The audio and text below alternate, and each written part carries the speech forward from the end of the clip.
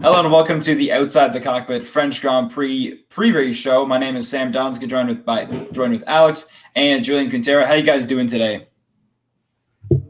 Everything's going well, at least from my end. It's been a very, very nice little week off to ponder the events of Baku, and now we have race week once more. And honestly, based off what we've seen in practice, this might be a very different French Grand Prix, fingers crossed, to what we've had in the past.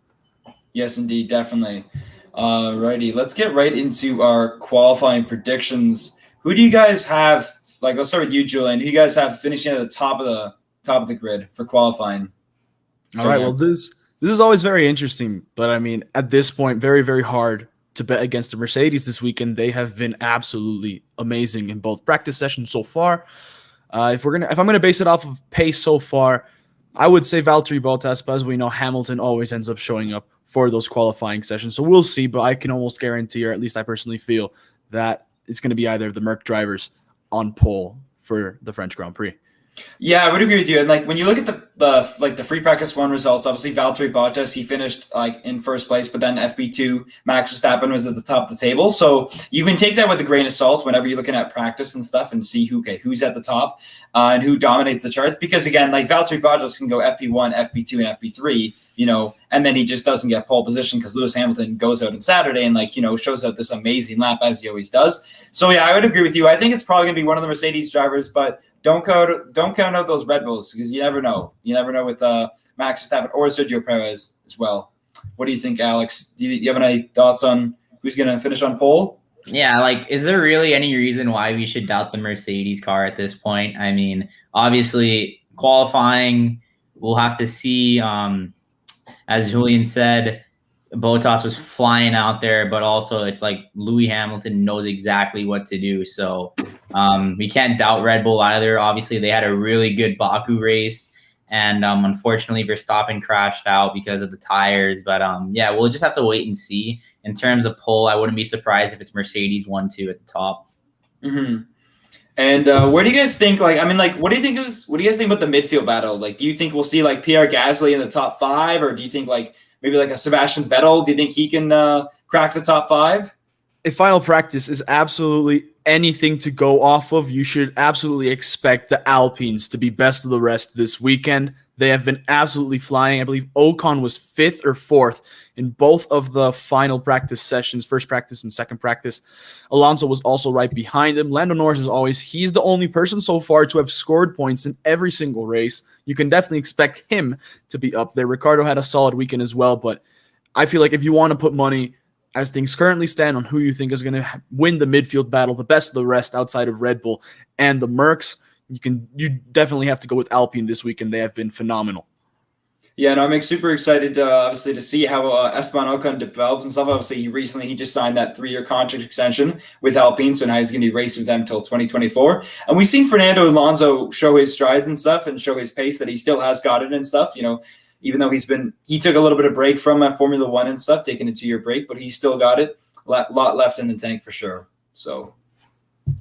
And let's move on to race predictions. Who is taking home that race win on Sunday? Let's start with you, Julian. I mean, at this point, we don't know. This season's been absolutely crazy. Paris already gotten a win. Hamilton's gotten a few, so has Verstappen. But if we're judging off of pace right now and that one person who's clearly missing from that group so far in the season, I think this might be the race Valtteri Bottas finally decides to turn it around. He's been amazing this weekend. They changed the chassis this weekend. He's running an absolutely new chassis. I believe it's his 3rd chassis change of the season. Actually swapped it with Lewis Hamilton. If that really does help him out, as we've seen so far in the practice sessions, I think Valtteri Bottas might be able to run away with it this weekend. Of course, we never know. Lewis Hamilton is always amazing on race day. Verstappen always pulls the best out of that Red Bull. And as we've seen in the past couple weeks, Perez has definitely been in contention. Any of those 4 drivers are the favorites to take it, but I think Bottas finally gets his win of this season, and he throws his hat into the ring for making this constructors fight even more fun than it already is. Yeah, no, I definitely agree with you. I'd like to see Valtteri Bottas like take home a race win and stuff, and like throw that, like, mix into the bag and stuff just to see.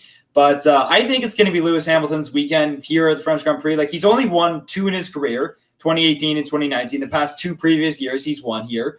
So I think that definitely has to lead into some point where, like the dominance is there for how he's won the past 2 years. But again, you never can just look at like off 1, 2 practice sessions and just like pick off that. We'll see how qualifying goes tomorrow, and we'll see how that sets this tone for Sunday then. But I would say Lewis Hamilton or Max Verstappen is going to take home the race win. What do you think, Alex? Obviously, we saw what happened last Grand Prix in Azerbaijan. Obviously, Verstappen was leading the whole race. He crashes out. We get the restart. Hamilton goes off the grid and then comes back in, so he doesn't get pole position. Sebastian Vettel, he gets the first ever podium for Aston Martin. I can't tell you right now. I have to see who gets where in qualifying. Mm-hmm. I do think Leclerc is going to get his first podium of the year. Okay.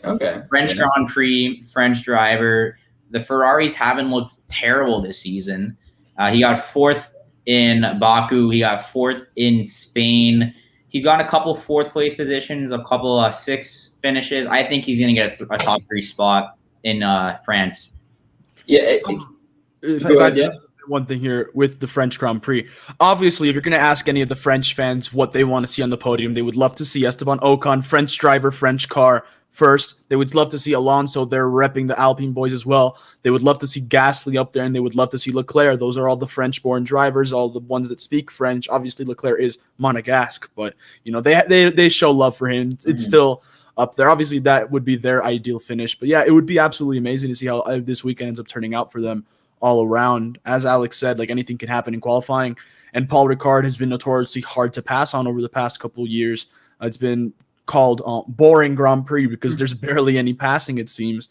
So we might be seeing another one of those races very similar to what Monaco was, where it just comes down to the strategy and who ends up taking it. So qualifying is going to be quite a determinant factor this weekend.